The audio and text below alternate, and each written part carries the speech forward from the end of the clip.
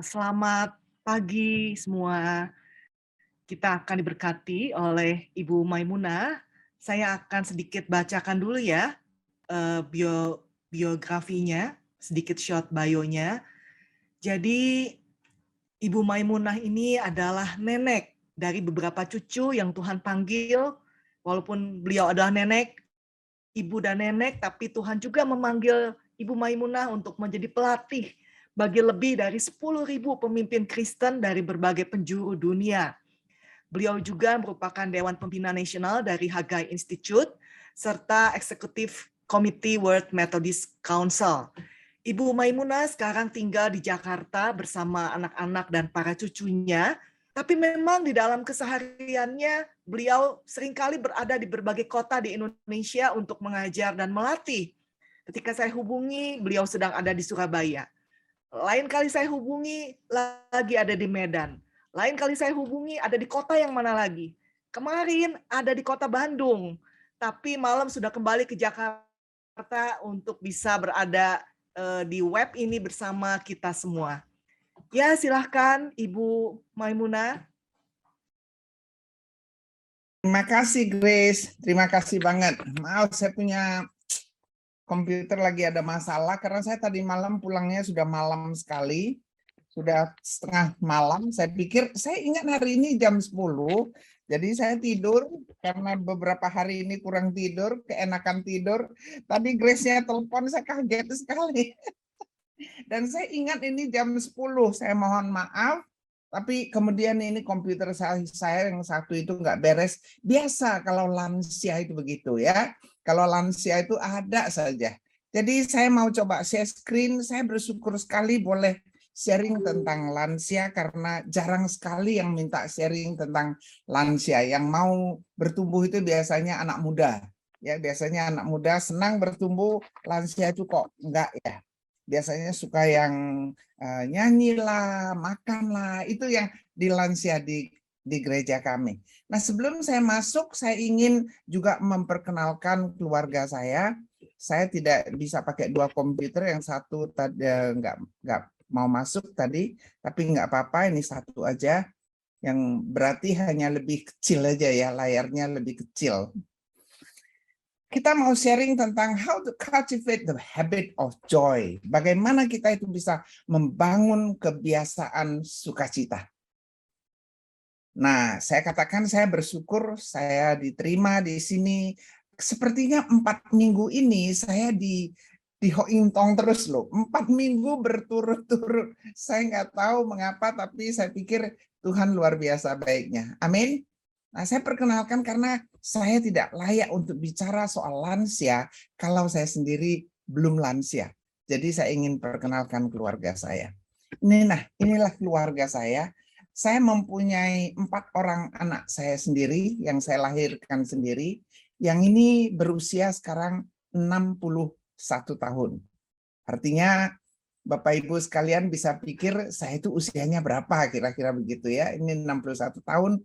Sudah menikah, sudah punya 4 anak, yang 2 sudah menikah. Yang ini anak saya berusia 58 tahun. Sudah menikah, sudah punya anak, dan belum ada yang menikah. Ini anak saya yang ketiga, usianya 56 tahun, sudah menikah dengan 2 anak. Ini anak saya yang paling kecil, dengan 2 anak juga, dan mereka ini rata-rata sudah selesai semua kuliahnya. S2 mereka sudah selesai, tinggal ini masih ada 2 lagi yang masih di perguruan tinggi, ini juga masih ada 2 di perguruan tinggi. Saya mempunyai seorang anak angkat dari Medan. Jadi keluarga saya ini ya, by the way, anak-anak saya itu semua kuliahnya di Bandung. Jadi 2 dari Parahyangan, 2 dari ITB, bahkan mulai dari SMA mereka itu sudah di Bandung.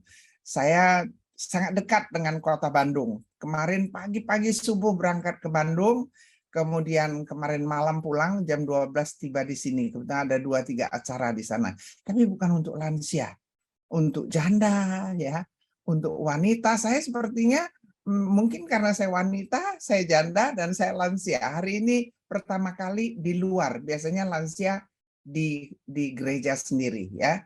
Nah, ini anak saya semua sudah menikah, jadi 5 pasang semuanya, Mereka memberikan saya 15 cucu, ya 15 cucu. Yang 2 ini sudah menikah, saya mempunyai seorang cicit. Cicit saya ini sekarang udah 3 tahun, ini foto yang berapa tahun yang lalu, saya nggak ada waktu untuk mengganti fotonya, nanti kapan-kapan aja. Kalau diundang lagi untuk anak muda ya. Nah, cicit saya ini sekarang sudah 3 tahun. Keluarga besar kami ini begini, tapi ini belum termasuk foto cicit karena belum diambil ya, belum diambil bersama-sama dengan cicit.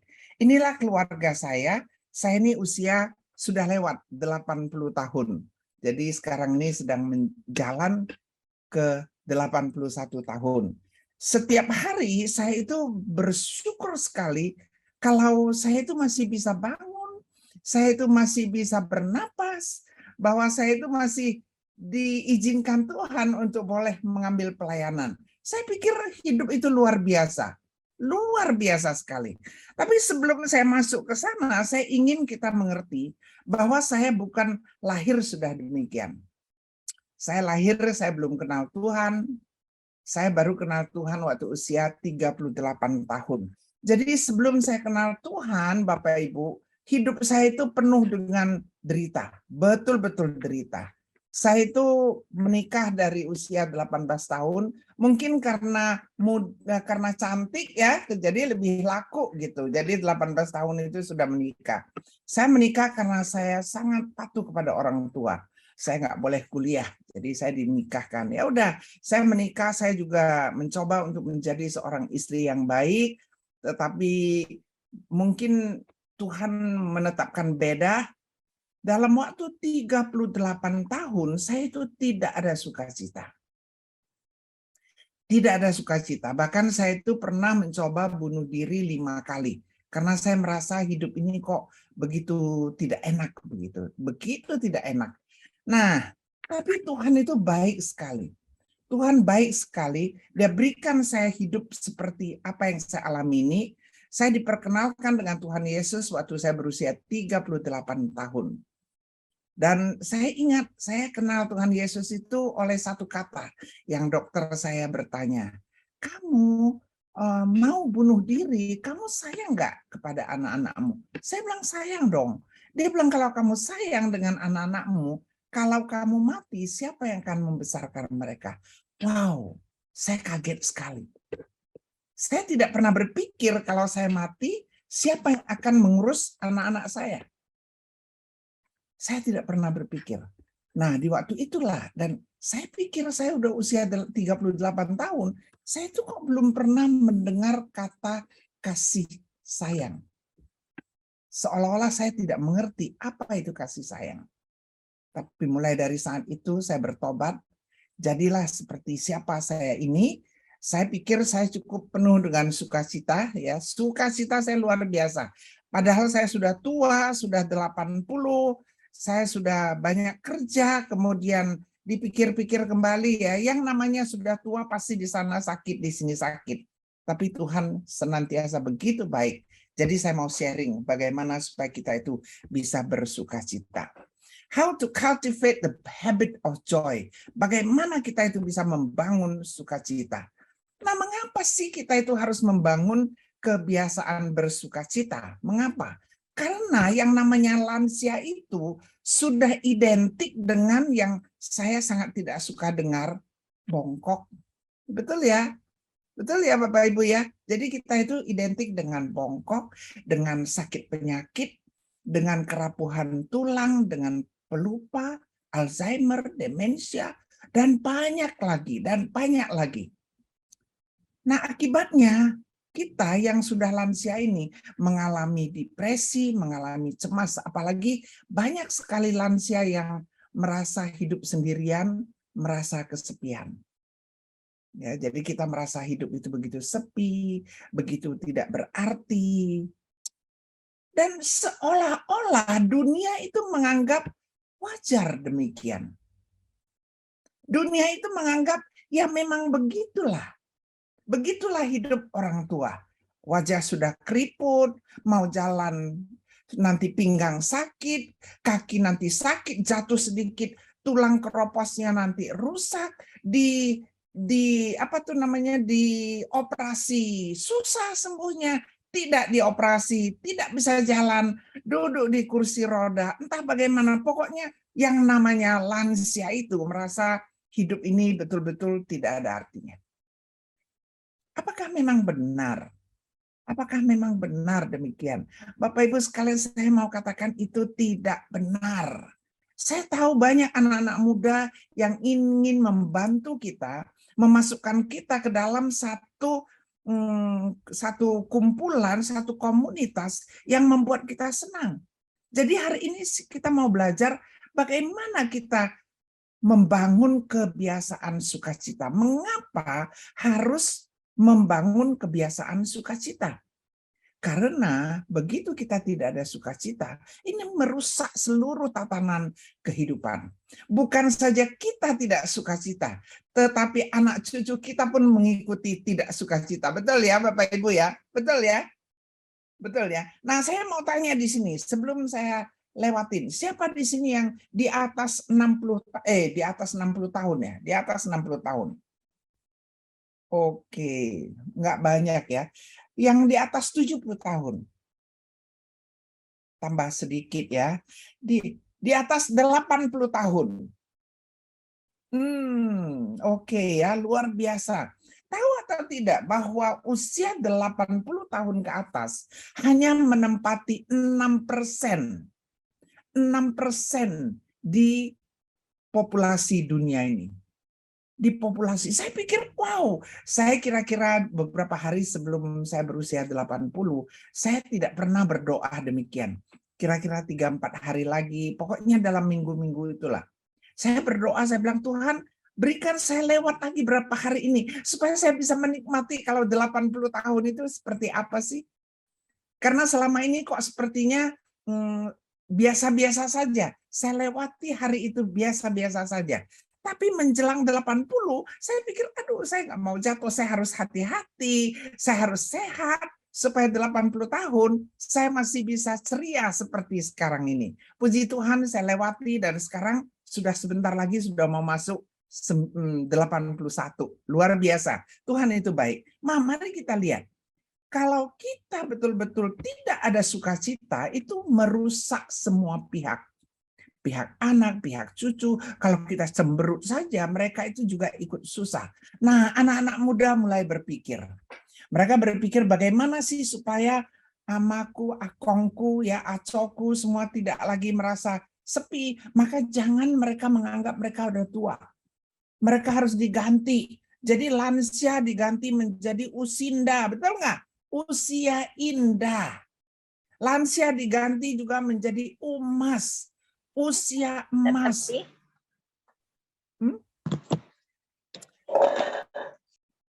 Keluarga kita, anak-anak muda kita berpikir bagaimana supaya kita yang usinda ini boleh betul-betul menikmati hidup kita. Tetapi yang namanya usinda, sebentar kalau anak tidak datang jenguk, kita sudah merasa, iyalah sudah tua, betul nggak? Betul ya? Nanti mau makan enak, giginya sudah kurang, sudah tidak bisa. Saya sharing sedikit. Ini kita mau sharing-sharing yang enak aja ya. Berapa waktu yang lalu saya di Medan. Minggu kemarin saya di Medan. Saya khotbah di Medan, ada meeting di Medan. Medan itu kampung halaman saya. Gitu. Ya, mereka tuh berikan saya makan. Kami itu kebetulan ada meeting Hagai, makan pagi, makan siang, makan malam, makan. Setelah 3 hari malam itu saya kaget juga. Habis makan durian begitu banyak, saya kaget. Saya besok bisa bangun atau tidak ya? Itulah yang saya pikirkan. Saya besok bisa bangun nggak ya? Tapi Tuhan luar biasa. Sampai hari ini saya masih bisa enjoy. Jadi saya makan, saya pun tidak pernah khawatir. Saya nggak mengatakan Bapak Ibu semua tidak boleh makan yang enak-enak atau boleh makan segalanya. Saya nggak bilang ya. Itu harus cek juga sama dokter. Tapi saya makan, saya babi saya makan, durian saya makan, semua saya makan. And I enjoy my life. Saya betul-betul menikmati hidup saya. Nah, tujuan mereka adalah supaya kita tidak merasa kita sudah tua. kita tidak merasa sudah tua. Nah, mari kita bantu mereka. Kita bantu anak-anak muda, kita melepaskan tali yang menganggap bahwa kita itu sudah tua, bahwa kita itu sudah tidak berguna, kita itu sudah betul-betul seperti apa ya, seperti hadangan di dalam kehidupan orang muda. Jangan, kita harus bersama-sama dengan mereka menikmati hidup ini. Saya mau tanya, siapa yang mau menikmati hidup ini? Ayo, silakan, angkat tangan begini dong. Ya, supaya kita rasanya semuanya happy ya. Bagus. Nah, mari kita lihat. Semua itu dimulai dari dalam. Saya tidak tahu apakah Bapak Ibu pernah nonton Inside Out. Ini bagus sekali. Ini film anak-anak, film cucu. Jadi saya pergi nonton dengan cucu saya. Saya nonton, saya pikir ini film bagus sekali. Karena apa yang keluar itu semua dari dalam. Kita tidak bisa berpura-pura tersenyum. Kalau kita tersenyumnya pura-pura, hasilnya begini. Jadi itu namanya pi xiao rou bu xiao. Pernah ya, tahu ya? Pi xiao rou bu xiao. Kulitnya ketawa, tapi dalamnya tidak ketawa. Dagingnya tidak ketawa. Itu namanya palsu. Palsu, tidak dari dalam. Hari ini kita mau bicara yang dari dalam, bukan di luar saja. Saya mau kita lihat dari kehidupan Naomi. Ya, tahu ya, di kitab Rut ada namanya Naomi. Pernah dengar ya? Pernah dengar ya? Ada satu wanita bernama Naomi, itu adalah mertuanya Rut. Saya mau cerita sedikit tentang Rut. Mari kita lihat. Rut ini adalah cerita tentang Naomi dari kitab Rut, yang terdiri dari sekian pasal. Saya hanya mau perlihatkan satu pasal saja. Di pasal yang itu juga tidak semuanya. Di pasal yang pertama ada beberapa ayat ya, tidak semuanya. Saya bacakan, pada zaman para hakim memerintah, ada kelaparan di tanah Israel. Susah ya, ada kelaparan. Lalu pergilah seorang dari Bethlehem Yehuda beserta istrinya dan kedua anak laki-laki ke daerah Moab untuk menetap di sana sebagai orang asing. Nama orang itu adalah Elimelek. Nama istrinya Naomi dan nama kedua anaknya Malon dan Kilion. Semuanya orang-orang Efrata dari Bethlehem Yehuda. Dan setelah sampai ke daerah Moab, diamlah mereka di sana.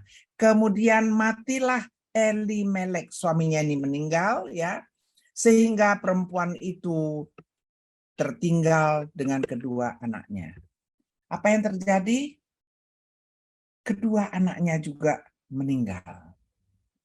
Kedua anaknya meninggal. Setelah itu suami sudah meninggal, kedua anaknya meninggal. Nah, di pasal ke-12, di pasal 1 ayat 12 dikatakan Naomi bermaksud untuk pulang kembali ke Yehuda, ke Israel. Dan dia mengatakan kepada menantu-menantunya, kamu tidak usah ikut saya pulang. Dia katakan begini, pulanglah anak-anak aku atau menantuku. Pergilah sebab sudah terlalu tua untuk aku untuk bersuami. Artinya orang dulu adalah kalau sudah menjadi istri dari seseorang, nah itu nanti dari keluarga itu siapapun saudaranya, kita menikah sama dia kalau suami kita meninggal. Kira-kira begitu. Jadi Naomi memberitahukan kepada menantunya bahwa dia sudah tua, dia tidak mungkin lagi punya anak. Seandainya pikirku ada harapan bagiku, dan sekalipun malam ini aku bersuami, bahkan sekalipun aku masih melahirkan anak laki-laki, masakan kamu menanti sampai mereka dewasa? Masakan karena itu kamu harus menahan diri dan tidak bersuami? Janganlah kiranya demikian. Anak-anakku, bukankah jauh lebih pahit yang aku alami daripada kamu, sebab tangan Tuhan teracung terhadap aku. Nah, ini adalah pikiran Naomi. Yang saya mau kita berpikir adalah, lihat apa yang Naomi katakan. Aku sudah tidak lagi punya harapan. Aku sudah tua. Kalau aku pun bersuami, nanti anakku pasti masih kecil-kecil. Masakan kamu menantu-menantuku mau menunggu? Dan ingatlah, dikatakan, kamu itu tidak perlu menahan diri. Jangan seperti aku. nanti akan jauh lebih pahit daripada yang aku alami. Jadi Naomi menganggap hidupnya itu sangat pahit. Mengapa sangat pahit? Dia mengatakan karena Tuhan teracung tangannya terhadap aku. Artinya eh, Tuhan sedang menghukum Naomi. Jadi tangan Tuhan itu sedang menghukum Naomi. Nah, kemudian kita lihat lagi. Ketika Naomi melihat Ruth berkeras untuk ikut bersama-sama dia, berhentilah dia berkata demikian.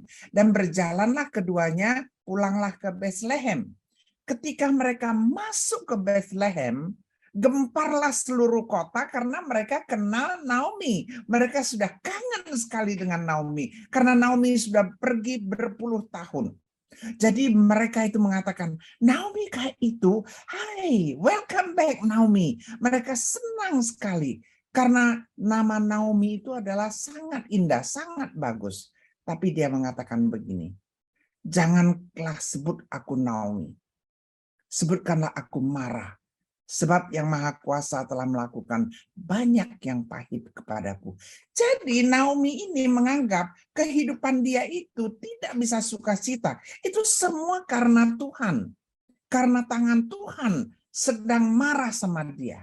Jadi dia bilang, panggil saja aku Mara, tapi jangan panggil aku Naomi. Karena tangan Tuhan sedang bekerja keras untuk mempersulit kehidupanku. Karena hidupku sekarang sangat menderita. Anakku sudah mati, ya kan? Suamiku sudah mati. Mari kita lihat apa yang dia pikirkan, ya. Kita lihat bahwa waktu itu mereka mengapa pergi ke Moab?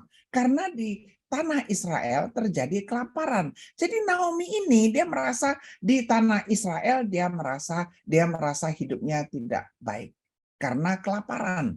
Kemudian Elimelek membawa mereka, ini saya ulang kembali supaya kita ingat ya, pergi ke daerah Moab, kemudian tinggal di sana tapi dia mati. Kemudian kedua anaknya menikah, kedua anaknya juga mati, maka tinggallah yang namanya Naomi dan Naomi sendiri. Nah, waktu itu dia merasa begitu susah dan dia tahu bahwa di Israel sekarang tanahnya sudah subur. Jadi mereka mau kembali. Ini betul-betul Naomi pikir dia mau kembali ke Israel untuk menikmati. Tidak lagi ada kelaparan di sana. Nah, ini yang terjadi. Tapi dia mau kedua menantunya itu tinggal. Tapi karena Ruth bersikeras, maka berangkatlah mereka berdua. Nah, kita lihat apa yang dipikirkan Naomi. Naomi meminta kedua menantunya tinggal di Moab. Naomi merasa sudah terlalu tua untuk menikah lagi. Naomi merasa tidak lagi ada harapan dalam hidupnya. Karena tangan Tuhan teracung padanya.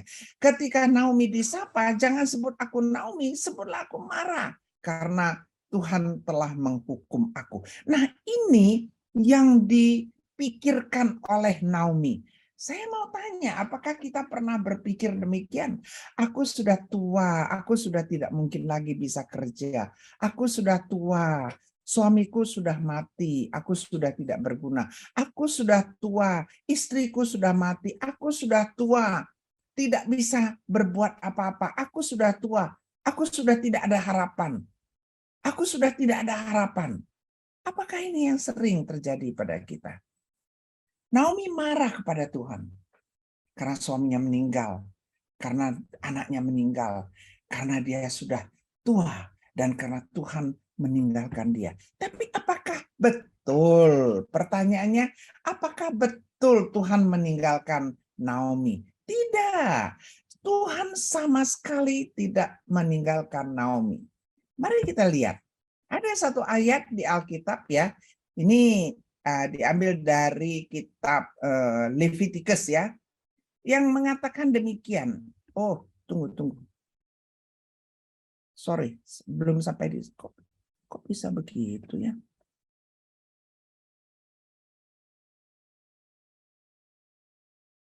Oke, dia katakan di sini ini bukan sorry ya. Di mana?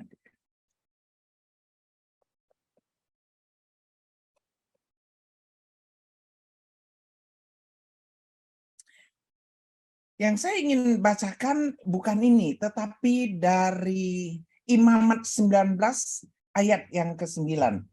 Saya tadi karena komputer saya rusak, jadi saya pun bingung sebentar ya. Imamat, bisa keluarkan Imamat 19:9?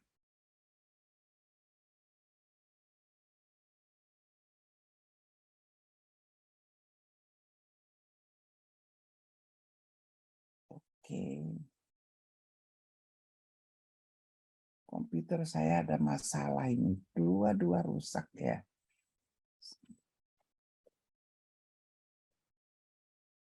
Oke, saya bacakan ya. Pada waktu kamu menuai hasil tanahmu, janganlah kau sabit ladangmu habis-habis sampai ke tepinya, dan janganlah kau pungut ladangmu janganlah kau pungut apa yang ketinggalan dari penuaianmu. Kemudian di ayat ke-10, juga sisa-sisa buah anggurmu janganlah kau petik untuk kedua kalinya, dan buah yang berjatuhan di kebun anggurmu janganlah kau pungut, tetapi semuanya itu harus kau tinggalkan bagi orang miskin dan bagi orang asing. Bapak Ibu sekalian, yang saya ingin katakan adalah Tuhan telah mempersiapkan makanan untuk Naomi dan untuk Ruth. Tuhan telah mempersiapkan untuk kehidupan masa tua Naomi. Jadi tidak benar kalau dikatakan Tuhan sudah meninggalkan dia. Tuhan tidak pernah meninggalkan Naomi. Satu kali pun tidak pernah meninggalkan. Jadi kita itu harus bisa mengerti bahwa sukacita sudah ada di dalam hidup kita, tetapi kita harus bisa membangunnya. Mari kita lihat, ada orang suka suka bergembira, happy. Tapi saya mau kita tahu bahwa sukacita itu bukan happy. Sukacita itu bukan bahagia, bukan happy satu saat. Misalnya begini, lihat cucu kita datang, kita happy, betul? Betul ya? Siapa yang sudah punya cucu di sini? Nah, kalau kita lihat cucu datang, happy apa tidak? Happy. Nanti cucu sudah pulang, kita masih happy nggak? Tidak lagi happy. Hari ini kita mau terus berpikir, membangun yang namanya sukacita, terus mempraktekkan sukacita, dan ikat kuat dengan tali bersyukur. Ini 3 yang kita harus pelajari.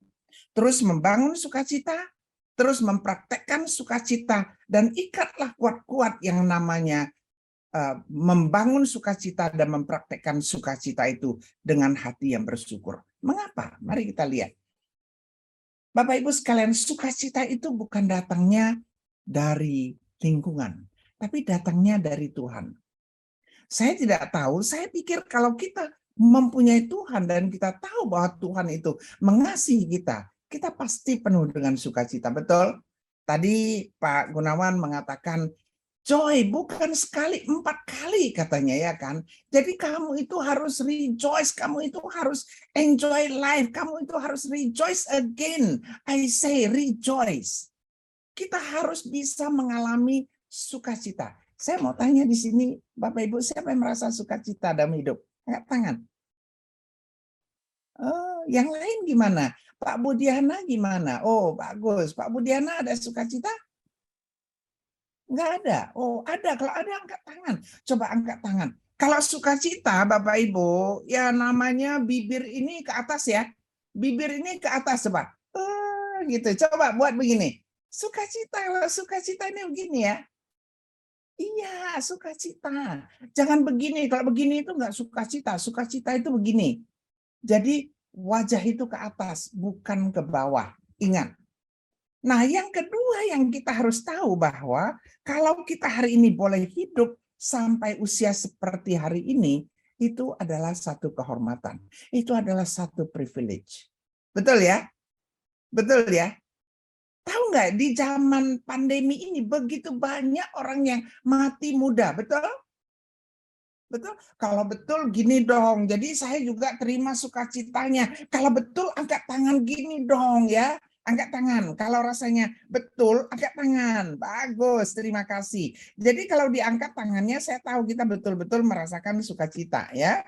Jadi betul ya. Betul kan? Bahwa bisa hidup sampai hari ini, bisa napas tadi pagi, bisa bangun, itu sukacita yang luar biasa. Betul? Betul sekali. Dan tahu nggak, yang namanya tua itu antik. Betul ya? Betul nggak kalau tua itu antik? Nah, tahu nggak kalau barang antik itu jauh lebih mahal daripada barang yang baru dibuat. Betul? Jadi anak-anak muda itu kalah sama kita, Bapak Ibu. Anak-anak muda itu kalah sama kita karena mereka masih muda, masih baru, belum teruji. Tapi kalau Bapak Ibu sama saya, kita ini sudah teruji loh, betul nggak? Jadi ingat ya, tua itu adalah kehormatan. Dan tua itu otentik dan antik ya. Coba pikirkan sekarang, saya mau kita tutup mata pikir. Aduh, aku bersyukur aku sudah tua. Aku bersyukur. Kemarin saya di Bandung, saya pulang udah malam, ada mereka mengatakan, mami ini nggak banyak berubah, tetapi ubannya loh, rambutnya udah tipis loh. Dia bilang rambut saya tipis, dia menghina saya. Dalam hati saya pikir, kalau bisa rambut tipis, artinya saya sudah tua. Kalau saya bisa tua, itu adalah kehormatan. Saya bersyukur saya bisa tua. Ya, Bapak Ibu ya. Berikan saya senyum dong. Betul, luar biasa. Nah, luar biasa ya. Nah, kita lihat. Kemudian sukacita itu dipengaruhi oleh semangat muda. Jadi kalau kita mau kelihatan sukacita, kita itu harus, by the way ya, Grace, ada lihat Mami, ada lihat saya punya apa enggak? Share screen-nya ada kelihatan enggak? Ada. Ada ya? Mana ya? Oke. Kok saya nggak lihat di sini ya? Oke. Jadi kita itu kalau mau sukacita harus dipengaruhi oleh semangat yang muda. Orang boleh tua, semangat tidak perlu tua. Siapa di sini yang punya semangat tua? Angkat tangan. Yang punya semangat muda, angkat tangan. Ayo, semangat muda, luar biasa. Ethan, angkat tangan dong, ya kan? Semangat muda, Lani, angkat tangan ya. Semangat muda, semangat kita harus muda. Mereka selalu mengatakan, kenapa kok saya itu, mami itu kok kelihatannya muda? Bukan wajahnya muda, tapi semangatnya yang muda. Jadi ingat ya, kalau kita gembira, itu karena emosi. Tapi kalau kita itu sukacita, itu bukan emosi, itu datangnya dari Tuhan. Kalau emosi itu kita melihat sesuatu yang senang, aduh, luar biasa, kita senang. Begitu nggak ada, kita sudah sedih lagi. Melihat film yang lucu, kita ketawa setengah mati. Kita rasanya, aduh, gembira sekali. Nanti begitu lewat, kita sudah tidak lagi ada sukacita. Itu bukan sukacita yang sebenarnya. Sukacita yang sebenarnya datang dari dalam, oleh Tuhan. Kalau kita kenal Tuhan, kita tahu hidup kita ini di tangan Tuhan, itu pasti penuh dengan sukacita. Mari kita lihat, setiap hari kita harus menghitung berkat-berkat kita. Nah, saya mau tanya di sini, apa sih berkat Anda pada waktu tadi pagi bangun? Yang Anda rasakan itu apa? Ada yang mau sharing? Hani? Kehidupan. Gimana? Kesehatan, kehidupan. Wah, bagus sekali. Diberikan kehidupan. Terus tadi ada yang katanya dikasih kesehatan ya? Ya, kesehatan. Dikasih kesehatan. Apalagi? Bisa lihat matahari. Bisa lihat matahari. Luar biasa. Terus? Bisa bernapas. Bisa bernapas ya. Terus? Mengucap syukur kepada Tuhan. Diberi kesehatan pada hari ini. Hari ini diberi kesehatan oleh Tuhan, maka bersyukur kepada Tuhan. Luar biasa, artinya ya kita nggak perlu lagi ikut kelas ini sebenarnya. Karena kita semua udah sukacita. Tapi saya mau kita semua merasa diri masih muda. Amin? Amin? Siapa yang merasa dirinya masih muda? Saya, Bu. Ya. Luar biasa. Yang mengatakan Amin. saya usianya berapa tahun? Yang Saya mengatakan 63. oh masih muda, masih anak-anak. Ya, Tuhan. anak saya usianya sudah 61. Nah, Bapak Ibu sekalian, mari kita lihat. Hidup mungkin tidak sesuai dengan keinginan kita. Tapi ingatlah bahwa di dalam Tuhan kita itu ada harapan. Betul? Siapa yang pernah jatuh? Siapa yang kakinya pernah sakit? Saya pernah. Saya semua pernah. punggung saya pernah sakit, ya kan? Saya 2 tahun yang lalu, no, 4 tahun yang lalu saya jatuh, kaki saya katanya harus dioperasi, tapi saya nggak pernah terus mengeluh. Apa yang saya lakukan adalah saya tetap ngajar. Saya ketemu dengan David Wong lagi di mana? Di Armenia. Kami sama-sama mengajar di Armenia.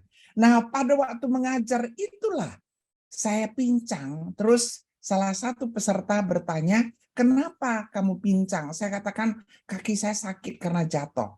Dokter bilang mau operasi, tapi saya nggak ada waktu untuk operasi. Saya begitu sibuk. Kemudian dia periksa, dia ini rupanya seorang ortopedik, dia bilang kamu jangan operasi. Sudah tua, jangan dioperasi. Waktu itu usia saya baru 77 ya. Dia bilang jangan dioperasi. Diajarkan saya, dia suruh saya pergi ke PRP, kemudian saya tidak bisa juga melakukan karena saya begitu sibuk. Sehari sebelum lockdown karena pandemi, saya diberitahukan bahwa ada satu peserta, dia itu mempunyai seorang dokter yang bisa melakukan PRP. Saya pergi PRP, dokter bilang 6 bulan tidak boleh jalan terlalu kencang. Waduh, saya pikir saya 2 hari nanti sudah akan pergi. Tapi Tuhan begitu baik. Besok langsung lockdown pandemi, tidak bisa kemana-mana. Jadi di dalam Tuhan selalu ada harapan. Kadang-kadang apa yang kita inginkan kita tidak bisa dapat. Tetapi di dalam Tuhan, Tuhan memberikan harapan kepada kita. Mari kita lihat bagaimana kita mencegah dan mengatasi perasaan sudah tua, ya. Bagaimana kita itu tahu bahwa yang namanya kita sudah tua nggak bisa lagi tidak tua, tapi kita harus perhatikan ketuaan kita itu pertama tidak membawa kesulitan kepada mereka yang lebih muda. Setuju ya? Setuju ya? Kita nggak ngomel terus. Dikasih makanan nggak bilang ini nggak enak, itu terlalu keras, ini segala macam. Tidak, kita harus bisa enjoy ya, harus bisa enjoy. Nah, yang namanya sukacita pertama itu harus dibantu. Yang kedua harus dibentuk untuk kemudian dipraktekkan kebiasaan yang benar. Baru bisa. Jadi kita itu harus dibantu untuk membentuk sukacita. Membentuk sukacita yang dari dalam, mempraktekkan sukacita yang dari dalam, supaya itu menjadi kebiasaan kita. Dari hal kecil kita harus bisa ketawa. Dari hal kecil kita harus bisa merasakan sukacita. Bagaimana kita bisa memiliki kebiasaan sukacita? Kita harus tahu, apa sih itu sukacita? Mengapa kita harus sukacita? Bagaimana caranya? Kita harus mengubah pikiran kita. Karena sukacita itu datangnya dari dalam, saya tadi katakan. Inside out. Inside out. Mari kita lihat di Roma 8:28. Bapak Ibu jangan pikir hidup ini untuk setiap orang itu beda dan saya bisa enjoy, Anda tidak bisa. Di Roma 8:28 dikatakan apapun yang terjadi di dalam kehidupan kita, tua atau muda, itu pasti baik. Tetapi apa? Katanya baik untuk mereka yang mengasihi Tuhan. Jadi kuncinya adalah kita mengasihi Tuhan. Kalau kita mengasihi Tuhan, maka hidup kita itu pasti baik. Pasti kita itu punya sukacita. Saya tidak tahu apakah Bapak Ibu pernah mengalami apa yang membuat hidup itu tidak penuh sukacita. Kalau saya, banyak sekali hidup saya tidak sukacita. Papa saya meninggal, saya kecil, saya jadi miskin, tidak bisa sekolah. Kemudian saya menikah dengan suami, ditinggal suami saya masih muda, usia 35 tahun ditinggal suami. Saya harus kerja keras, harus besarkan anak, harus sekolahkan anak. Begitu banyak masalah. Tetapi saya tahu setiap kejadian adalah untuk kebaikan kita yang mengasihi Tuhan. Jadi kita harus tahu bahwa apapun yang terjadi itu adalah untuk kebaikan kita. Kita percaya di setiap langkah hidup kita ada hal yang baik, ada hal yang menyenangkan. Contoh, anak saya kena COVID. Pada waktu dia kena COVID, semua orang merasa, waduh, what to do ya, anak kita kena COVID. Tetapi apa yang terjadi itu sangat amat luar biasa. Justru karena dia kena COVID, dia itu bisa menjaga dirinya. Jadi pada waktu dia kena COVID, dia nggak usah kerja. Pada waktu saya kakinya dipakai PRP, saya nggak usah kerja, saya nggak usah jalan. Bukankah itu indah? Indah apa tidak? Indah. Nah, saya ada seorang teman di Hagai. Dia masih muda, dia ada papa, dia ada mertua, semua sudah tua, semuanya sakit, dan dia ini juga tidak muda. Kemudian satu saat papanya meninggal. Dia sedih nggak? Dia sedih. Tapi sebenarnya enggak, papanya itu meninggal, itu memberi dia itu sukacita, dan papanya juga dilepaskan dari belenggu sakit penyakit. Betul nggak? Betul ya? Ada nggak di sini yang suami meninggal atau istri sudah meninggal atau suami sudah meninggal? Ada? Ada ya. Nah, pada waktu suami meninggal atau istri meninggal, kita bilang, waduh, kalau kamu sudah meninggal, aku tidak lagi bisa happy, nggak bisa lagi punya sukacita. Nggak benar. Kita artinya melawan rencana Tuhan. Betul nggak? Betul ya, kita melawan rencana Tuhan. Jadi kalau Tuhan mempersiapkan suami kita meninggal dulu, atau istri kita meninggal dulu, artinya Tuhan yang merencanakan itu, dan kita tetap harus happy, harus tetap mempunyai sukacita di dalam hidup kita. Saya suami diambil, ya kan, kerja keras, papa diambil, tapi saya tetap bisa menikmati sukacita. Dan sukacita itu dimulai dari hal-hal yang kecil. Ada yang mau sharing untuk hal kecil yang membuat Anda sukacita? Hal kecil aja. Ada? Ya, Ibu Erni. Kalau melihat cucu senang. Melihat cucu senang, Suka- itu sukacita. Mengapa sukacita? Mengapa? Bu, itu suatu sukacita yang nggak bisa dibilang. Oh, nggak bisa dibilang ya. Jadi kalau melihat cucu sukacita. Oke, yang saya ingin pikirkan adalah kalau nanti cucu sudah pulang masih sukacita atau tidak? Karena saya tinggal bersama dengan cucu, Bu. Oh, oke, good, bagus, bagus. Tapi ada nggak kalau misalnya cucu tidak tinggal bersama dengan kita, waktu lihat kita senang, waktu tidak lihat bagaimana? Bisa sedih mungkin ya, Bu ya. Bisa Tinggal sedih. sedih ya. Ya, tetapi kita hari ini belajar, percaya di setiap langkah kita ada hal yang baik. Di setiap langkah kita ada hal yang baik. Di setiap langkah kita ada yang menyenangkan. Oleh karena itu, di setiap langkah kita harus ada sukacita. Kita harus bisa menikmati setiap kejadian. Kita harus bisa merasa sukacita untuk hal-hal yang kecil. Hal-hal yang kecil saja. Misalnya saya di belakang ini ada sedikit taman ya. Jadi kalau ada bunga yang jatuh, saya bisa merasa sukacita. Karena saya bisa ambil itu bunga, saya bisa taruh di pot bunga, apa bukan di pot, di vas bunga, dan saya nikmati itu, bisa hidup beberapa hari lagi. Wow, kalau saya lihat, ini contoh ya, saya dibelikan makanan yang enak, sukacita apa tidak?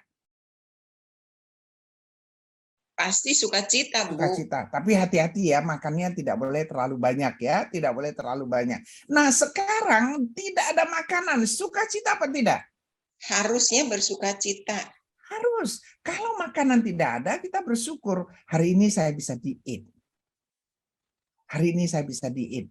Kita jatuh sakit, besok kita jatuh sakit. Kalau kita tidak sakit, kita sukacita, kita bisa diberikan kesempatan untuk kerja, untuk segala macam, untuk aktif. Begitu kita sakit, kita harus sukacita. Tuhan memberikan waktu untuk kita istirahat, betul? Betul. Betul ya? Nah, Betul. itu yang saya alami. Jadi hidup ini nggak ada yang bisa membuat saya tidak sukacita. Saya waktu muda saya suka mengajarkan tentang how to enjoy stress. How to enjoy stress. Di setiap kehidupan kita ada kejadian-kejadian yang pantas membuat kita bersukacita. Saya ingin Bapak Ibu sekalian kembali dari tempat ini ingat bahwa sukacita tidak bisa kita dapatkan dari anak, tidak bisa dapat dari cucu, tidak bisa dari tempat lain, tapi sukacita itu harus ada dari dalam diri kita sendiri. Tumbuhkan sukacita di dalam diri kita, maka kita akan betul-betul hidup ini bersyukur bersukacita, dan kita pada waktu kita mati pun kita akan merasakan sukacita itu Amin. bersama kita. Amin. Jadi Amin. ingat, sukacita itu dari dalam, terus bangun sukacita itu di setiap hal kecil. Yang paling tidak enak pun kita harus bersukacita. Yang kedua adalah terus praktekkan sukacita. Dalam hal apapun kita harus praktekkan sukacita. Dan ingat, semua itu baru bisa kita lakukan kalau kita bersyukur. Jangan seperti Naomi. Tapi Naomi pada akhirnya dia belajar bahwa sebenarnya Tuhan memberkati dia dengan perjalanan hidupnya. Kalau ada yang bertanya, silakan saya serahkan kepada Grace. Ya, terima kasih Ibu Maimunah. Ini udah ada beberapa pertanyaan nih yang masuk. Silakan. Silakan. Ini pertanyaan pertama. Hmm. Dari sekarang saya melihat anak-anak cuek, tidak perhatian, dan mereka belum nikah. Saya membayangkan kalau anak-anak nanti menikah lalu mendapatkan pasangan, saya belum tahu apakah mereka akan mengurus saya. Apakah baik kalau saya tinggal saja di panti jompo? Usia saya sekarang 53 tahun. Saya minta masukan. Bagaimana sebaiknya sekarang saya bersikap, terutama dalam mengatasi rasa khawatir dan takut ini. Terima kasih. Tadi kan sudah diceritakan, kalau sukacita itu bukan dari luar. Sukacita itu bukan dari anak-anak kita. Sukacita itu dari dalam. Jadi kalau anak cuek, memang anak sekarang zamannya begitu kok. Semua orang cuek. Jadi masa anak yang cuek kita yang menderita? Bodoh sekali, ya kan? Anak cuek, ya kalau saya, cucu saya cuek, saya yang bicara sama dia. Kita harus dekat dengan anak, dengan cucu. Saya kasih satu cerita. Mau dengar nggak ya? Kita harus dekat dengan anak cucu. Baru mereka itu bisa dekat dengan kita. Saya berapa tahun yang lalu, cucu saya ada yang masih muda. Masih kecil, masih 8 tahun, 10 tahunan. Jadi dia ulang tahun, saya mau ajak dia nonton. Kita harus bersama-sama sama cucu. Saya bilang, ayo mari kita nonton. Dia bilang, oke. Dia bilang, mau nonton film apa? Saya bilang, waktu itu tahun 2010, 2010 ya. Saya bilang 2012. Ada film 2012. Ingat ya? Dan dia bilang, oke. Kemudian apa yang terjadi? 15 menit kemudian kakaknya telepon. Popo, dia bilang ya, are we going to movie? Saya bilang iya. Dia bilang, film apa? Saya bilang 2012. Dia bilang, Atina nggak suka film 2012. Oh ya? Jadi mau film apa? Saya bilang. Terus dia bilang, dia mau nonton Twilight. Tahu nggak? Pernah nonton Twilight? Enggak ya, kita nggak mungkin nonton film itu. Film apa itu saya pikir? Ya udah, saya pergi. Ya udah pergi, kami bertiga. Ini anak saya paling kecil. Ya pergilah kami nonton. Itu film saya tidak mengerti, Bapak Ibu. Itu nanti cowoknya sebentar ya, prianya itu keluar ganteng sekali. Nanti sebentar udah pakai seperti topeng. Sebentar lagi sudah jadi serigala. Saya bingung. Tapi saya nonton. Setelah itu selesai, begitu lampunya terang, cucu saya langsung tanya, Popo, you don't like it, right? You don't like it, right? Kamu nggak suka kan? Saya bilang oke kok, oke. Tapi Popo nggak suka kan? Saya bilang oke lah. Dia tanya lagi, tapi sebenarnya Popo nggak suka kan? Saya katakan sebenarnya bukan nggak suka, saya bilang. Kayaknya direktur filmnya ini tidak pandai bikin film. Saya ini kan otak saya sistematis. Saya bilang dia nggak pandai bikin film. Karena filmnya itu purpose-nya apa? Kan kalau orang bikin film harus ada purpose. Mengajarkan orang apa. Ini sebentar prianya begini, sebentar ganteng, sebentar jadi serigala, sebentar pakai topeng. Tahu apa jawab cucu saya? But at least they are handsome, right? Minimal mereka itu handsome. Anda bisa bayangin, kita orang tua nonton sama anak-anak, dia bilang, karena itu handsome. Apakah kita terus marah? Oh, saya baru tahu. Ya, keluar dari sana kita makan es krim gitu. Kita harus bisa build relationship dengan anak-anak muda. Ya, bersama-sama dengan mereka. Jadi saya dengan cucu saya itu dekat sekali. Mereka itu bisa macam-macam. Nanti, Popo mau makan apa? Saya bilang, kalian punya makanan, Popo nggak ada yang senang. Yang mereka suka makan itu ya burger lah, ya kan, Kentucky Fried Chicken. Nah, mereka tahu saya nggak suka. Nanti mereka suka ganggu-ganggu saya. Dengan anak, dengan cucu, kita harus mengerti, kita berbeda generasi. Kita nggak bisa mengharapkan bahwa mereka itu harus selalu baik dengan kita. Nggak usah, tapi tahu nggak, hidup kita, sukacita kita, tidak tergantung kepada cucu atau anak yang cuek. Gitu. Mereka boleh cuek, tapi sukacita kita datangnya dari dalam. Nah, setelah tua nanti, apakah kita mau masuk rumah jompo? Aduh, 53 tahun itu masih anak kecil. Anak saya yang paling kecil sekarang usia 55 tahun. Jadi yang bertanya ini, saya nggak tahu siapa, ini udah pasti bisa jadi cucu saya kali. Karena anak saya yang paling kecil saja udah 55 tahun ya. Apakah kita mau masuk rumah jompo? Ya, sekarang ini hidupi dulu hari ini bagaimana. Nah, cerita tentang rumah jompo. Ini supaya kita semua tahu ya. Saya pernah berpikir, kalau saya nanti tua, saya ini tidak pernah bergantung kepada anak-anak saya. Tidak pernah, menantu saya. Tidak pernah. Karena saya tahu mereka sibuk, mereka pendeta, mereka kerja, mereka begitu sibuk. Saya tidak pernah mau bergantung kepada mereka. Makanya saya tadi tanya sama Grace ini, HP ini, komputer saya yang satu lagi nggak beres ini. Biasanya kalau saya ada Zoom begini, ini ada 5 gadget saya yang jalan sekaligus. Saya minta maaf, saya sudah siapkan gambar-gambarnya. Saya pikir dalam setengah jam itu saya bisa masukkan. Tapi Grace telepon bilang jam 9. Saya kehabisan waktu. Saya nggak bisa lagi masukkan itu. Padahal saya ada gambar-gambar yang cantik untuk Bapak Ibu sekalian. Next time ya, next time. Karena saya salah lihat, saya lihat kok jam 10. Jadi saya yang salah. Nah, saya mau kita belajar.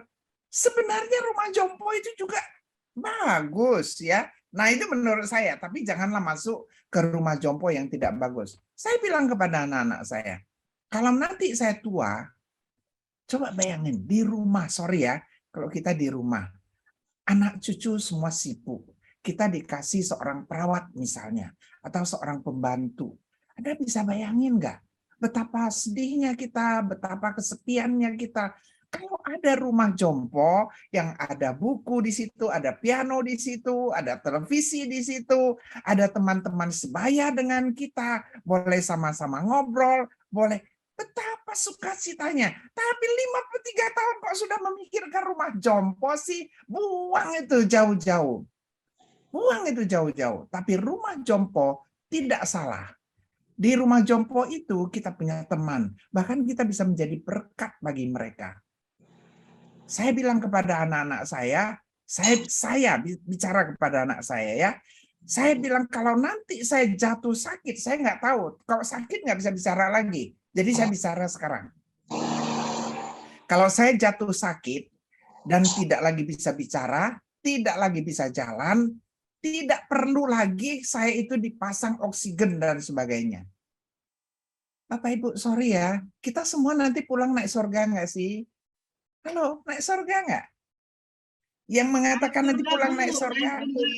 Amin. Ya, naik surga. So, apalagi yang kita khawatirkan, Bapak Ibu sekalian? Mati pun masuk surga. Saya bilang sama anak-anak, kalau nanti sudah saya tidak bisa napas, saya tidak bisa lagi kerja, tidak bisa lagi main komputer, tidak lagi bisa baca, mata sudah kurang, nggak bisa bicara, nggak bisa makan nggak bisa, kerja nggak bisa, menikmati tidak bisa. Saya bilang forget about it, nggak perlu lagi harus dipasang ini, dipasang ini. Let me go, karena di surga sana jauh lebih enak.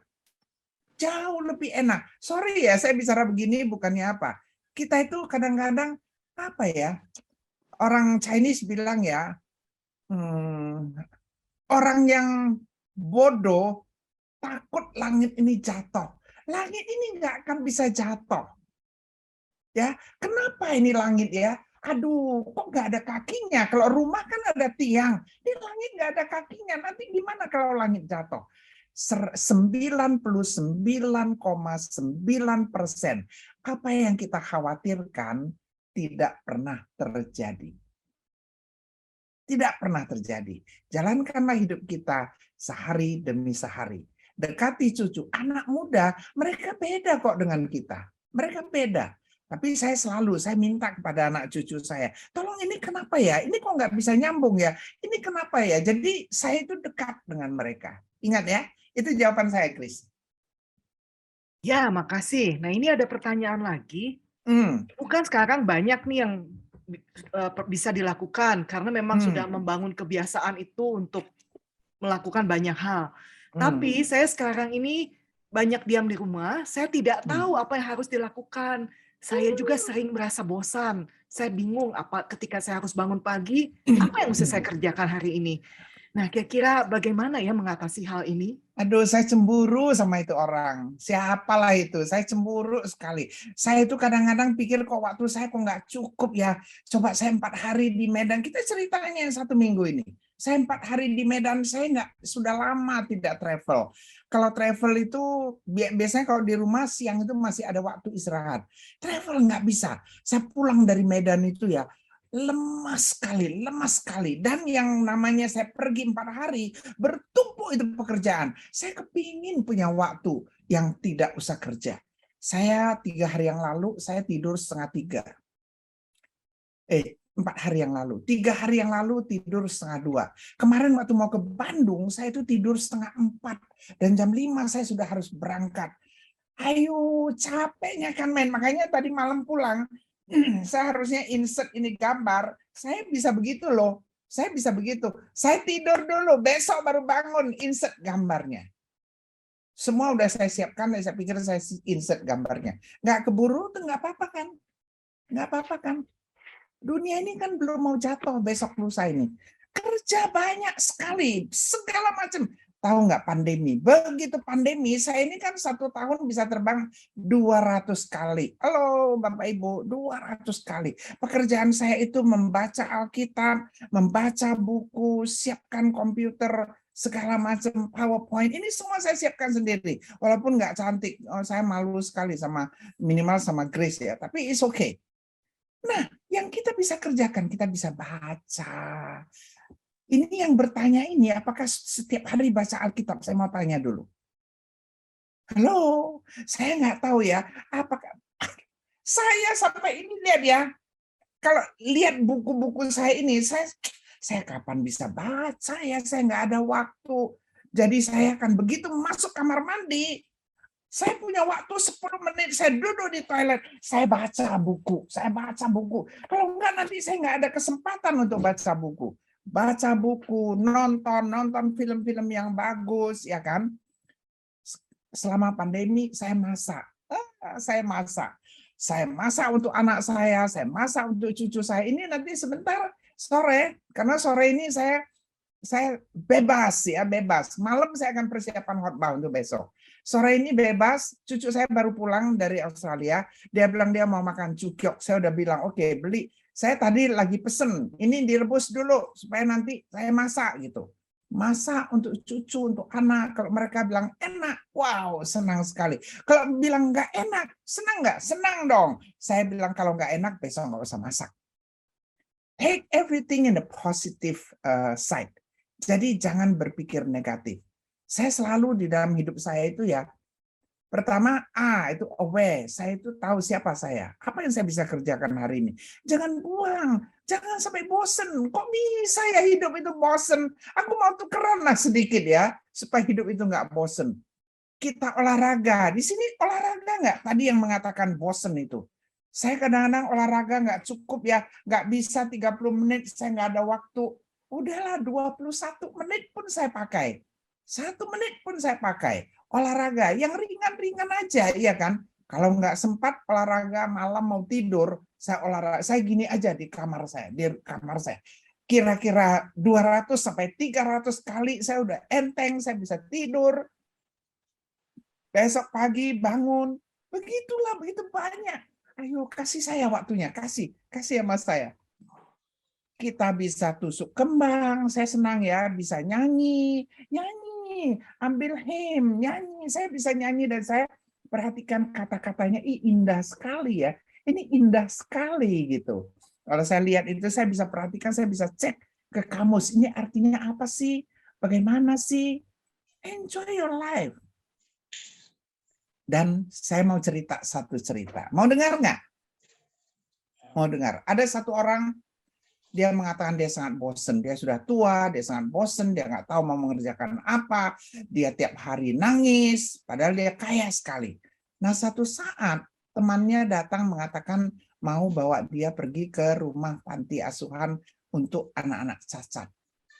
Jadi dia pergi ke sana, dia nggak suka, dia lihat jorok gitu anak-anak. Ya, nggak suka. Tapi apa yang tertarik adalah temannya ini memberikan dia satu kursi roda, mengatakan itu kamu kasih itu yang satu nggak bisa jalan loh. Dia nggak bisa jalan, dia perlu kursi roda. Jadi dia berikan. Aduh, dia lihat anak itu ya begitu berbinar-binar. Kemudian begitu senang dan dia duduk di itu kursi roda dan dia itu menulis satu ucapan terima kasih kepada ibu ini. Nah, apa yang dia pikir adalah, wow, rupanya hidupku ini bisa berguna. Nggak perlu sampai bosan di rumah. Dia pergi mengelilingi yang namanya panti asuhan. Dia cerita kepada mereka. Dia mulai baca buku anak-anak. Ya, kemudian dia tahu ceritanya. Dia pergi ke panti asuhan. Dia cerita dan dia lihat anak-anak itu berbinar-binar. Dia senang sekali. Hidup yang penuh sukacita adalah hidup yang bukan untuk diri kita sendiri. Hidup sukacita adalah hidup untuk orang lain. Saya mengapa sukacita? Karena hidup saya untuk orang lain. Maka saya katakan, I want to live my life to the fullest, to die empty. Nggak ada yang kita bisa bawa pulang ke surga. Jangan sia-siakan waktu Anda. Jangan pikir, aku bosen. Pergilah, pergi bantu orang lain. Pergi, bahkan bisa nyanyi untuk seseorang. Iya kan? Apapun Anda bisa lakukan. Pergi ke gereja. Orang takut ke gereja, saya pergi ke gereja. Ya, saya ini jenguk orang tua. Orang tuanya lebih muda dari saya. Saya jenguk dia, ya kan? Saya buat dia ketawa. Saya belikan dia makanan. Saya ajak dia nyanyi. Berikan hidupmu. Anda tidak akan merasa bosan. Pada waktu Anda melihat senyum dari mereka yang engkau sapa, engkau akan merasa hidupku penuh dengan sukacita. Karena sukacita itu adalah melihat orang lain sukacita karena engkau. Silakan, Grace. Ya, ini ada di kolom chat Ibu Ani Avelina. Beliau mengatakan, Bu, saya jadi malu mendengar kesaksian Ibu yang sudah berumur 80 tahun, tapi semangatnya luar biasa dan masih cantik. Sedangkan saya baru berumur 52 tahun. Seringkali merasa sudah tua banget karena mengalami perubahan tidak selincah dulu. Misalnya saat bekerja saya merasa lemot banget. Kebetulan saya auditor dalam perusahaan BUMN. Hati saya sudah nggak mau tugas mengaudit lagi keluar kota. Tetapi kenyataannya saya masih ditugaskan keluar kota. Saya merasa sedih. Karena seolah mereka kok nggak tahu sih kalau saya itu sudah tua. Tapi setelah mendengar ceramah Ibu, saya jadi sadar bahwa saya harus punya semangat muda seperti Ibu. Lucu banget. Di Bandung ada seorang yang terkenal bernama Lily Efrin. Ada yang kenal? Kenal ya, istri dari Pendeta Henry dari gereja GKI. Waktu itu beliau berusia mungkin 40 atau 50, saya nggak ingat. 40 mungkin. Dia ikut seminar saya. Padahal bukan untuk usinda loh. Seminar biasa aja. Tapi waktu itu usia saya sudah 60 sekian. Baru 60 sekian ya. Tapi dia mengatakan sudah usia 60 sekian. Jadi waktu dia lihat saya mempergunakan komputer, ngajar di depan, dia cerita. Dia bilang sebenarnya dia itu nggak pernah mau pakai komputer. Untuk apa pakai komputer? Oh, kalau saya khotbah, ada orang yang yang akan bantu. Saya tinggal kasih tahu, saya mau khotbah ini. Terus dia bilang, aduh saya kok sudah tua banget ya. Dia terus merasa dia sudah tua, tapi dia merasa puas. Dia sudah merasa dia sudah cukup melayani. Dia sudah khotbah, dia sudah mengajar. Selesai sudah tugasku. Waktu dia ikut seminar saya, dia bilang, ya lama ini orang lebih tua dari saya 20 sekian tahun. Masih begitu semangat. Hari ini kalau Anda kenal dengan Lily Efrin, hari ini dia itu adalah seorang ibu, seorang leader, seorang wanita, seorang yang menurut saya usianya udah 60 ya mungkin ya, nggak tahu saya. Tapi dia terus tetap muda. Muda dong. 52 tahun kok bilang tua sih. Anakku yang paling kecil itu 55. Anak saya yang paling tua itu sudah 61.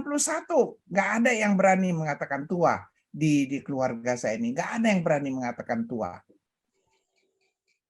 Nah, ada orang mengatakan tua itu ada di pikiran kita. Bisa benar, bisa salah. Ada juga yang mengatakan tua itu kan usia itu kan hanya angka. Bisa benar, bisa salah. Benarnya itu memanglah kalau tua itu tua lah. Kalau sudah 80 mau mengatakan masih muda, nggak bisa lagi. Selalu kalau mereka bilang saya masih muda, saya bilang don't fool me, jangan bodoh-bodohin saya. Sudah segini saya tahu saya tua. Tapi tua tidak perlu berakting tua. Ilau, mai lau itu katanya orang Mandarin mengatakan ya ilau, mai lau. Aku mau jadi yang tua yang nggak perlu, nggak perlu. Saya katakan tadi kepada ibu apa tadi ya saya nggak ingat kepada ibu Eni ya pada Eni. Oh dari GKI juga berarti kenal lah sama ibu Efrin ya Lily Efrin. Nah ingat bahwa 52 itu sekarang itu masih remaja karena sekarang di dunia ini sudah ada satu tabel untuk usia. Kita itu remaja itu sampai usia 65 tahun. Halo, 65 tahun masih remaja ya. Masih remaja. Jadi kalau Anda yang belum 65 tahun itu masih remaja. Setelah 65 tahun baru masuk pemuda. Baru nanti masuk usia matang gitu ya, udah matang. Jadi kalau ditanya saya sekarang tua apa tidak? Saya bilang saya berada di usia matang. Nah, saya udah matang nih ya, udah matang, sudah nggak bikin susah orang ya. Aduh, 52 tahun. There's so many things for you to do. Ya ampun, sayang banget. Jangan sia-siakan hidupmu. Bahkan kalaupun tinggal satu langkah lagi ke depan, lakukanlah yang baik bagi dunia ini, bagi Tuhan, bagi sesamanya. Hidup itu baru berarti. Kalau hidup itu tidak melakukan untuk orang lain, hidup itu tidak ada artinya. Hiduplah bagi orang lain, jangan selfish. Nah, yang mencuri, ya dengar ya, yang mencuri sukacita itu apa, Bapak Ibu? Yang mencuri sukacita adalah hati yang iri. Hati yang iri itu adalah pencuri sukacita yang luar biasa. Jadi kalau kita rasa iri kepada orang lain, itu sukacita kita hilang. Sukacita kita hilang. Jadi jangan iri sama anak muda. Saya bersyukur sekali sekarang kalau jalan digandeng, ya kan? Digandeng enak loh digandeng, ya kan? Apakah betul sekarang bertambah cepat capek? Betul, itu betul. Maka dikatakan usia itu hanya angka, itu bisa benar, bisa salah. Kalau sudah tua, tidak mungkin lagi kita nggak cepat capek. Saya cepat sekali capeknya. Cepat sekali capeknya. Tahu nggak kalau saya capek? Saya sekarang ngajar nih. Capek sekali. Saya rasanya udah mau pingsan ini. Begitu ada istirahat 15 menit, saya langsung masuk ke kamar, saya langsung gantung kaki saya pasang alarm clock. Kalau enggak, saya nggak bangun. Ya. Saya pasang alarm clock 3 menit, no problem, 3 menit. Saya angkat kaki saya, 3 menit kemudian ya, saya sikat gigi, saya pasang sepatu. Saya sudah fresh kembali, sudah muda lagi 20 tahun. Keren ya? Keren nggak Bapak Ibu? Keren. Kasih saya tepuk tangan dong, bilang keren dong, ya kan?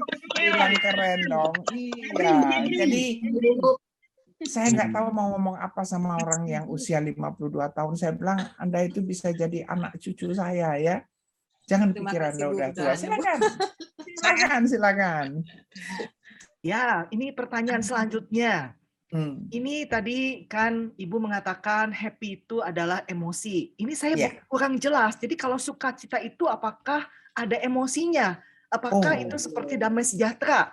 Perasaan apa yang muncul ketika kita bersukacita? Jadi kalau saya bilang happy itu emosi, misalnya kita, aduh ada teman lama datang, oh happy, happy. Begitu dia pulang, kita sudah nggak happy. Betul? Nah, nanti ada yang datang kasih hadiah, kasih kembang, oh, happy sekali, luar biasa. Nanti orang itu udah pulang sudah, itu emosi. Jadi happy itu adalah sesuatu yang menarik kita, emosi kita itu muncul dan kita merasa wow senang sekali, itu namanya happy. Dan itu tidak tertanam dalam, hanya sesaat. Begitu itu situasi lewat, itu happiness ikut dia lewat, nggak ada lagi. Tapi kalau sukacita itu dari dalam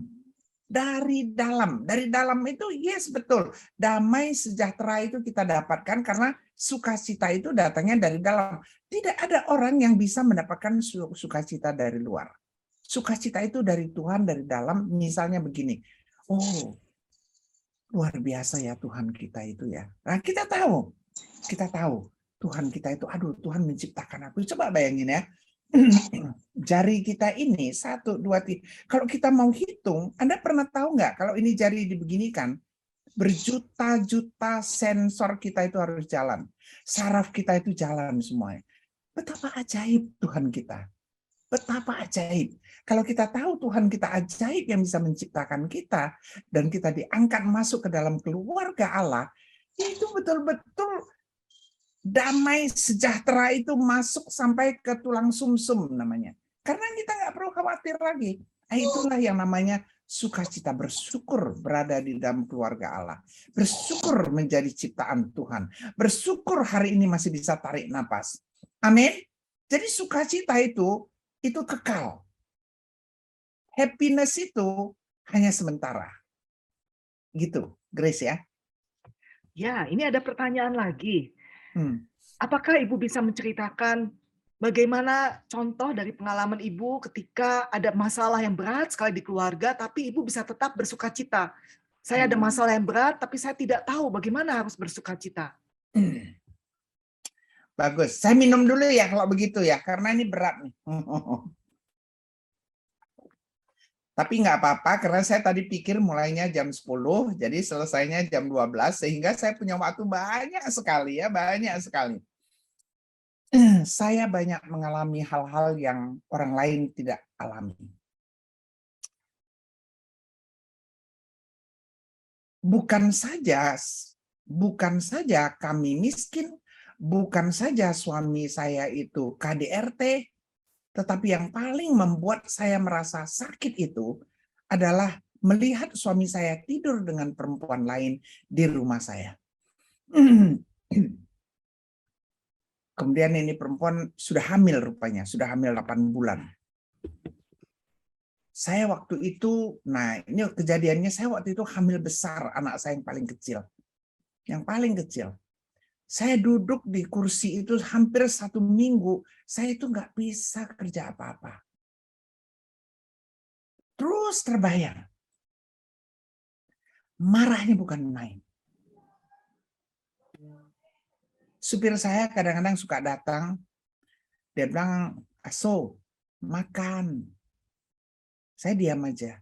Dia bilang, "Nanti anak yang di perut itu tidak ada gizi." Nah, saya merasa, aduh, saya ini perlu dikasihani. Ya, Bapak Ibu ya, kalau kita mengalami hal begitu, kita merasa kita perlu dikasihani. Nah, itu yang membuat saya bertambah merasa ingin dikasihani. Bertambah ingin dikasihani, bertambah down spirit kita. Karena kita pikir orang-orang semua juga tahu kejadian ini, dan mereka itu kasihan kepada saya. Memang aku itu butuh dikasihani. Dan itu saya terpuruk. Tapi kemudian saya berpikir, kenapa harus begitu? Andai kata suami saya menyeleweng, tidak benar, Mari saya koreksi, adakah di pihak saya juga ada salahnya? Waktu itu saya hamil kan, hamil 9 bulan. Saya nggak bisa melayani suami saya. Saya berpikir positifnya gitu. Walaupun saya marah, apa yang terjadi pada akhirnya? Ini dia juga sudah mau melahirkan, saya juga sudah ini ya, saya bawa dia ke dokter. Dokter bilang ini tidak terawat sang ibu. Ini kalau melahirkan pasti mati. Darahnya cuma HB-nya cuma 6. Saya pikir, waduh, kasihan banget. Dalam hati ya, dalam pikiran biar aja dia mati. Kan bukan saya yang bunuh. Kok dia mati kan bagus. Tapi dalam hati saya pikir, kalau saya biarkan dia mati, kan saya dosa. Supir saya udah nggak mau bawa dia ke rumah sakit. Saya bawa dia setiap hari. Setiap hari saya bawa dia ke rumah sakit. Dulu itu nggak ada vitamin-vitamin itu, diinjeksi yang merah-merah supaya dia sehat. Lahirlah anaknya, laki-laki. Saya rawat anaknya 40 hari. Cuma saya ada border. Saya tidak akan mau mengakui ini anak. Saya juga tidak, karena saya tidak mau satu saat nanti kalau sudah tua, anak-anak ribut kan repot. Itu yang saya tidak mau. Jadi saya bilang, ini anak tolong tidak ada di rumah ini. Supaya nggak ada yang tahu. Ya, jadi setelah itu, saya itu apakah bisa mengampuni? Susah sekali. Belum lagi kerja banyak, belum lagi anak-anak masih kecil, masih bayi. Nah, saya belajar satu saat tentang pengampunan. Saya belajar tentang pengampunan ini satu pengalaman yang sangat luar biasa. Kalau Anda mau dengar ya, saya cerita. Ini belajar supaya kita bisa melepaskan semuanya. Tahun 90 berapa? Saya nggak ingat. Tahun 90. Waktu itu saya adalah salah satu presidium dari World Methodist Council. Jadi posisi saya tinggi. Jadi pergi ke mana-mana. Waktu itu kami pergi ke Yordania memberikan Peace Award kepada Raja Yordan yang baru meninggal, yaitu Raja Hussein, dan juga kepada Perdana Menteri Israel yang namanya Isaac Rabin. Kita memberikan dia Peace Award. Karena ini adalah Peace Award, sehingga kami juga meminta pembicara yang hebat-hebat membicarakan tentang perdamaian dan pengampunan. Salah satu pembicara kita adalah Louis Smith. Dia itu menulis banyak sekali buku. Salah satu buku yang dia tulis adalah Forgive and Forget. Saya mau ceritakan sedikit saja cerita tentang yang dia tulis di depan. Biasanya buku di depan itu ada perantara, ada pembukaan, tapi ini di depan itu dia tulis satu cerita yang dia beri judul The Magic Eye, mata ajaib. Nah, di buku Magic Eye itu, di cerita Magic Eye itu, dia menceritakan ada sepasang suami istri tinggal di London, suaminya pembakar roti, namanya karena dia orangnya lurus sehingga dia diberi nama Mr. Righteous, Mr. Kebenaran. Nah, sang istri, si Joyce atau Joy, saya lupa namanya ya. Dia itu orangnya suka, ya pokoknya senang, dia gendut. Katanya digambarkan tangannya itu udah seperti kaki kodok, artinya overweight lah gitu ya. Nah, suami istri ini tinggal di situ dan orang semua sangat hormat. Suaminya bakar roti, jual. Nah, satu saat dia bakar roti, selesai dia jual. Pada waktu dia jual, nggak tahu apa sebabnya, dia pulang lebih cepat. Begitu dia pulang sampai rumah, dia temukan istrinya sedang tidur dengan pria lain di atas tempat tidurnya. Wow, itu bagi pria itu nggak bisa, itu harga diri, segala macam itu ya, segala macam. Jadi di sana itu karena dia adalah Mr. Righteous, jadi orang-orang itu semua berpikir mau tunggu keputusan dia itu apa. Pasti keputusannya itu sangat amat penting. 3 hari kemudian dia keluar, dia mengatakan, aku memutuskan memaafkan istriku dan menerima dia kembali. Wow, ini kan luar biasa ini ya, yang kelihatan ya. Luar biasa, semua orang mengatakan dia betul-betul Mr. Righteous. Tapi apa yang terjadi tidak demikian. Kenyataannya itu tidak demikian. Kenyataannya itu Mr. Righteous ini, begitu dia lihat istrinya, setiap kali dia lihat, dia marah. Dia marah. Begitu dia marah, malaikat itu memasukkan pebble atau batu, ya, batu-batu kecil ke dalam perutnya. Jadi begitu masuk itu pebble, dia merasa sakit perutnya. Masuk setiap kali dia lihat istrinya marah, masukkan itu pebble, masuk itu pebble berat. Coba bayangkan perut diisi 10 butir batu, sakit nggak? Sakit. Dia berdoa kepada Tuhan, Tuhan tolong keluarkan ini batu, sakitnya bukan main. Malaikatnya mengatakan, ampunilah istrimu.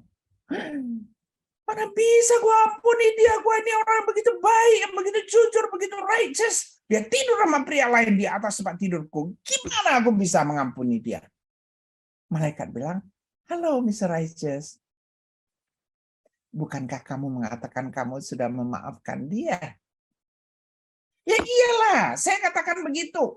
Harus, karena saya ini kan Mr. Righteous. Jadi Bapak Ibu sering sekali apa yang di luar kita beda dengan yang di dalam kita. Di luar kelihatan sukacita, di dalam tidak.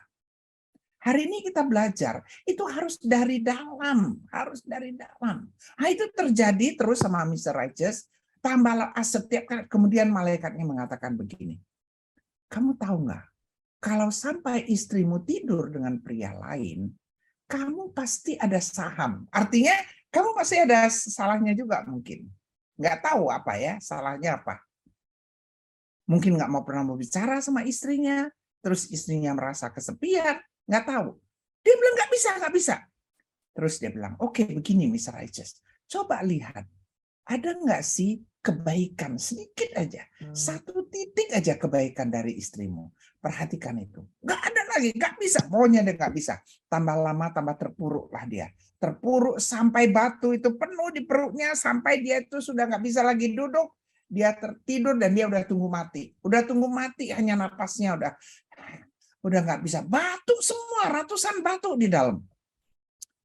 Satu malam istrinya masuk. Karena istrinya pasti kan datang masuk, bawakan susu 1 cangkir. Begitu dia lihat itu susu, dia pikir, sebenarnya istriku ini baik juga ya. Dia masih mau begitu setia melayaniku. Deng, itu batu diangkat 1. Pagi-pagi waktu istrinya membawa roti masuk, dia lihat, sebenarnya istriku ini baik loh. Dia tidak meninggalkan aku. Ting, batunya 1 lagi. Jadi sampai batunya habis semua dan dia bisa berdiri lagi, lurus lagi, kembali seperti Mr. Righteous. Nah, pertanyaannya, bagaimana saya bisa mengatasinya? Saya belajar kalau ada kepahitan di dalam, yang tersiksa adalah diri saya. Saya tidak mau. Semua itu seperti batu-batu itu saya buang. Nah, bagaimana suamiku begini? Ya, suamiku begitu, saya sekarang pikir, sorry sekali. Saya bersyukur dia meninggalkan saya. Saya begitu bersyukur. Bayangkan kalau dia tidak meninggalkan saya, hari ini saya nggak ada di sini. Kalau dia tidak meninggalkan saya, mungkin anak saya pun tidak kuliah. Karena setiap kali saya bicarakan, saya ini dari keluarga yang belajar. Ya, saya nggak mau bilang terpelajar, belajar. Suami saya analfabet, nggak bisa baca tulis. Setiap kali kalau saya lagi bicara sama anak-anak tentang belajar, dia bilang, nggak usah belajar, nggak usah, ngapain sekolah tinggi-tinggi. Lihat, papi itu nggak sekolah jadi bos, mami kamu itu sekolah jadi sekretaris. Itu yang dia bilang, coba. Itu dia tanamkan. Jadi saya pikir-pikir bersyukur. Kemudian saya itu nggak boleh keluar rumah. Anda bisa bayangin, nggak boleh keluar rumah, nggak boleh bicara, nggak boleh nyanyi, nyanyi begitu banyak, nggak boleh nyanyi, nggak boleh main musik, nggak boleh segala macam, nggak boleh ketawa aja nggak boleh, senyum aja nggak boleh. Kalau saya ketawa dibilang, ya dia bilang bahasa Medan, hiawa luat, deng gitu, genit kamu ditampar gitu. Jadi saya pikir sekarang nggak ada lagi yang tampar saya. Lihat the bright side of the dark. Jadi di dalam setiap kegelapan ada sisi terangnya. Jangan kita berfokus pada kegelapan itu, tapi fokuslah kepada titik terang itu. Maka hidup kita akan dipenuhi dengan sukacita. Karena hidup kita tidak tergantung pada sikap orang lain terhadap kita. Hidup kita tidak tergantung kepada suasana kita. Hidup kita tidak tergantung kepada berapa banyak uang yang kita miliki. Hidup kita tidak tergantung berapa banyak orang memberikan kita hadiah. Hidup kita adalah tentang diri kita. Apa yang kita bisa lakukan untuk Tuhan dan untuk sesamanya. Bagaimana kita bisa hidup happy one day at a time. Silakan, Grace. Wow, luar biasa nih Ibu Maimunah. Kita sudah hampir pada waktunya. Tadi sebetulnya itu suatu closing statement yang baik. Tapi apakah ada closing statement yang mau ditekankan sekali lagi untuk mengingatkan? Saya ingin mengatakan bahwa sukacita itu adalah milik kita. Ya, kita tidak bisa dapatkan dari siapa-siapa. Jadi kalau kita mengharapkan sukacita dari orang lain, maka kita akan menderita. Sukacita yang benar adalah tertanam di dalam hati kita, di dalam hidup kita, yang kita harus kembangkan supaya sukacita itu boleh menjalar ke dalam kehidupan orang lain. Live your life to the fullest.